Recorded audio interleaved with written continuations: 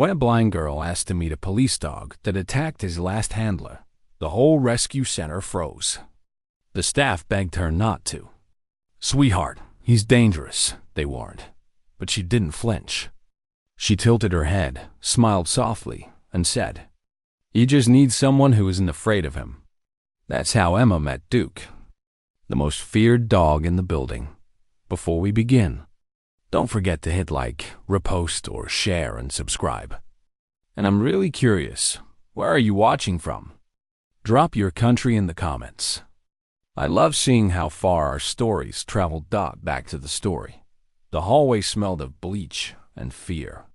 Steel cages lined both sides, echoing with soft whimpers and the rattling of chains. Emma walked slowly, her hands sliding along the cool wall, guided only by the soft panting of dogs, the murmur of worried voices behind her. Her cane tapped gently against the concrete. To her right, someone whispered, "She won't last 5 seconds near him." Emma smiled faintly. "You said that about me meeting my guide dog, too. He's my best friend now." But Duke was no guide dog. He was a retired police canine, trained to chase, tackle, and bite. A hero once, until one day, he turned on his own handler. Since then, no one dared go near him without armor. The staff stopped outside a heavy steel door. Through the small window, Emma could hear low breathing, slow, steady, dangerous. "That's him," the caretaker muttered. "If he lunges, we close the gate. Fast." Emma's heart was racing, but her voice didn't shake. "Open it." The man hesitated, then unlocked the latch halfway. Inside, Duke lifted his head. His fur was dark, matted from months of silence. His eyes glowed in the dim light, intelligent but tired. He didn't bark, he just watched. Emma stepped forward, stopping just a few feet from him. She could feel the air thicken, like standing too close to a storm. "Hi, Duke," she whispered. No response. Only the faint scrape of claws shifting on concrete. She knelt slowly, hands resting on her knees. "I know you're scared," she said softly. "So am I." A quiet pause. Then, one step closer. Everyone held their breath. But Duke didn't move. He just stared, puzzled, as if no one had ever spoken to him that way. Emma smiled faintly, her voice barely a whisper now. "I think you've been hurt. I don't need to see to know that." For the first time in months, Duke's ears twitched forward. Something fragile cracked open in that cold room. Not violence, but recognition. When Emma finally stood to leave, Duke pressed his nose against the bars, a soft whine escaping him. And the caretaker froze. That's the first sound he's made in weeks. Emma turned her head, smiling gently. He just needed someone who isn't afraid of him. The next morning, Emma returned before sunrise. The rescue center was still half asleep, lights flickering, the smell of wet concrete filling the air. But Duke was already awake. Sitting, silent, waiting, she walked slowly toward his enclosure, cane tapping lightly. "Morning, Duke," she said softly. "I brought something for you." The caretaker followed her nervously, holding a metal bowl. "He hasn't eaten for 2 days," he muttered. Emma smiled faintly. "Then maybe he's waiting for the right company." She took the bowl, knelt, and slid it inside the cage, not pushing, just placing it gently. Then she sat cross-legged on the floor, a few feet away. No sudden moves, no orders, no fear. Minutes passed. Duke sniffed the air, his body tense, his eyes locked on her. Every muscle looked ready to spring, but she stayed still, breathing slow, steady, calm. She didn't need sight to read his silence. She could feel it, that hesitation between fear and memory. Finally, Duke crept forward, inch by inch. He didn't touch the food. He just stopped near the bars and let out a low exhale, almost a sigh. Emma smiled. "It's okay," she whispered. "You don't have to trust me yet."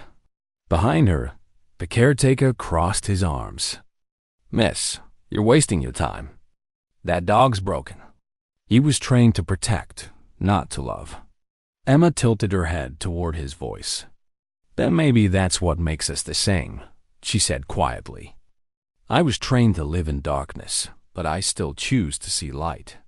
The man had no reply. Each day after that, Emma returned. Same time, same seat, same gentle voice. She told Duke stories about her father's old radio, about losing her sight at 12, about how silence used to scare her until she learned to fill it with words. At first, Duke only listened. But slowly, something changed. One morning, when she reached out her hand toward the cage, Duke didn't back away. He stepped forward, and for the first time, his nose touched her fingers. Emma froze, then smiled. There you are, she whispered. Her hand trembled slightly as she brushed against his fur, rough, scarred, but warm. Duke's breathing slowed. The growl that usually rumbled deep in his chest was gone. The caretaker stood in stunned silence. He lets no one touch him, he murmured. Emma chuckled softly. He's not letting me touch him, she said. He's letting me in. And that's how their bond began, not with commands or leashes, but with trust so fragile it could have vanished in a heartbeat. That night, when the staff turned off the lights, Duke didn't retreat to his corner like before. He stayed near the bars, right where Emma had sat down waiting for her voice to return. The rescue center was unusually quiet that morning. Even the other dogs seemed to sense something different, a tension humming through the air like an unspoken warning. Emma stood near the training yard, her cane folded, hands trembling slightly around the harness she'd brought. Duke stood a few feet away, muscles coiled, eyes sharp and uncertain. For the first time in months, his cage door was open. Miss Emma, we can't guarantee your safety, said the caretaker, sweat beading at his temple. If he snaps, she interrupted gently, he won't. How can you be sure? Because fear doesn't hide in his growl anymore. It hides in his silence. She took a step forward. Duke didn't move. His gaze followed her every breath, as if calculating what she might do next. Emma knelt, placing the harness on the ground between them. Today's just a walk, she whispered. You lead, I'll follow. The yard door creaked open. Wind brushed through the open space, carrying the faint scent of grass and rain-soaked soil. Emma lifted the harness slowly, extending it toward him. For a moment, the whole world seemed to hold its breath. Then Duke leaned forward and let her slip it on. Gasps rippled through the staff watching from behind the fence. Someone whispered, he's actually letting her do it. Emma straightened, feeling the leash tighten gently in her hand. Ready? She asked. They stepped out together. At first, Duke pulled, his instincts screaming for control. But Emma didn't fight it. She simply walked with him, matching his pace. Every step, a silent conversation between fear and faith.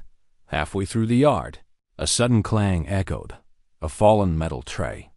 Duke froze, ears perked, muscles tightening. The staff flinched, bracing for chaos. Emma didn't move. She just spoke softly. It's okay, Duke. It's just noise. It can't hurt you anymore. Her calm was contagious. Duke exhaled, lowering his guard, the tension draining from his body. Step by step, they finished their first walk. No bites, no commands. Just quiet understanding. When they returned, the caretaker wiped his eyes. You don't understand what you just did, he said. That dog was marked unrehabilitable. Emma smiled faintly, turning her face toward the sound of Duke's breathing. Maybe he wasn't unfixable, she replied softly. Maybe he just needed someone to stop trying to fix him. As the sun set, Duke lay beside her feet, his head resting on her shoe. The same dog who once tore through cages now followed the sound of her voice, like a compass. And for the first time since his last handler's death, He slept peacefully. A month passed. Duke was no longer the dangerous dog. He was just Duke, the one who guided Emma through the shelter corridors, who stopped when she stumbled, who nudged her hand whenever her world grew too quiet.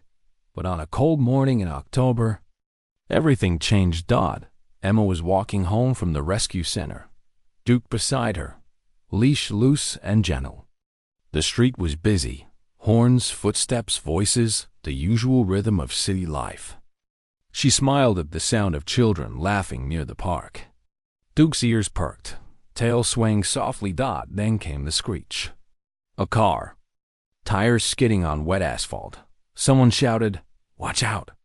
Emma turned her head just as Duke lunged, hard, pulling her backward.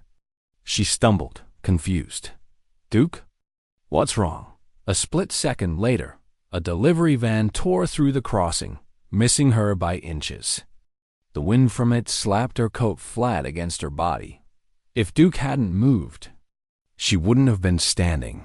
Her cane rolled to the edge of the curb. People rushed over, breathless. One woman gasped, "That dog just saved her life." Emma knelt, arms wrapping around Duke's neck. Her hands shook. "Good boy," she whispered, voice trembling. You saved me." But Duke wasn't calm. His eyes darted around, nostrils flaring. Something was wrong. He wasn't just reacting, he was protecting. Then, across the street, Emma heard it, faint but sharp. A child crying. "Duke," she said softly. "You hear that too?" He tugged the leash. Hard. They crossed the street, guided not by sight, but by instinct. Behind a parked car, a little boy was trapped, his leg pinned under a fallen bike, tears streaking his face. The van's back wheel had smashed the bike when it swerved. Without hesitation, Duke barked, loud, commanding, calling for help. Two bystanders ran over. Together, they lifted the bike, freeing the child. Emma crouched beside him. "It's okay, sweetheart. You're safe now." The boy's sobs slowed. His small hand reached out, touching Duke's fur. "Doggy saved me." A news camera clicked nearby. Someone whispered, "That's the same dog, the aggressive one from the shelter." Another voice replied, "Doesn't look so aggressive now." By evening, photos of Duke and Emma were everywhere, trending online in local papers. Even on TV, the world finally saw what Emma had seen all along. The reporter asked her, "How did you trust a dog everyone else feared?" Emma smiled, tilting her face toward the camera. "Because fear is loud," she said softly. "But trust whispers. You just have to listen."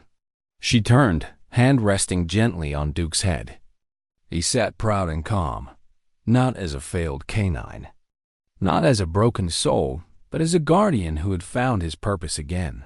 And that night, for the first time, the city didn't just see a story about a blind girl and a rescue dog. It saw proof that sometimes the ones we fear the most are the ones who save us when no one else can. Weeks turned into months. Emma's visits became Duke's favorite part of every day. She'd sit on the cold floor of the rescue center, reading aloud, stories about light, oceans, and courage. He'd rest his head on her lap, eyes half closed, listening as if he understood every word. The staff stopped warning her. They just smiled quietly when she passed, because somehow the dog that once drew fear now drew silence. And peace stopped one morning. The center announced Duke had finally found a home. The paperwork was signed. When the handler asked who the adopter was, Emma raised her hand. Her father stood beside her, smiling through tears. "Are you sure?" The man asked softly. Emma nodded. "He already chose me a long time ago." That day, Duke walked out of the rescue gates for the last time, not in a cage, not with a muzzle, but beside a girl who couldn't see him, yet somehow saw everything he truly was. Later that evening, Emma sat in her backyard, the sun warm on her face. Duke lay next to her, breathing slow, safe. She reached for his collar, tracing the letters on the tag. Her voice was barely a whisper. See, Duke? You didn't need to protect anymore. You just needed to be loved. He lifted his head, nudged her hand gently, and for the first time in years, his tail wagged. The world never knew their story. No news, no headlines. Just a blind girl and a broken dog who healed each other, quietly, completely, and forever. If this story touched your heart, don't forget to like, share, and subscribe. Because somewhere out there, another story just like this one is waiting to be told.